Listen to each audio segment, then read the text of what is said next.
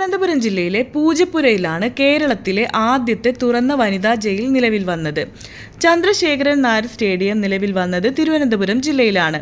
Jimmy George stadium അഥവാ greenfield stadium ഇന്ത്യയിലെ മികച്ച 10 സ്റ്റേഡിയങ്ങളുടെ ലിസ്റ്റിൽ വന്നിട്ടുണ്ട്.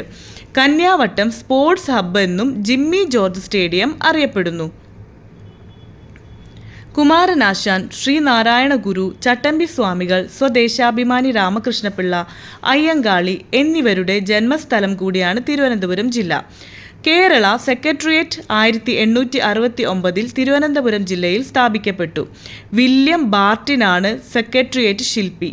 ആയില്യം തിരുനാൾ രാജാവിൻ്റെ കാലത്താണ് കേരള സെക്രട്ടേറിയറ്റ് സ്ഥാപിക്കപ്പെടുന്നത്.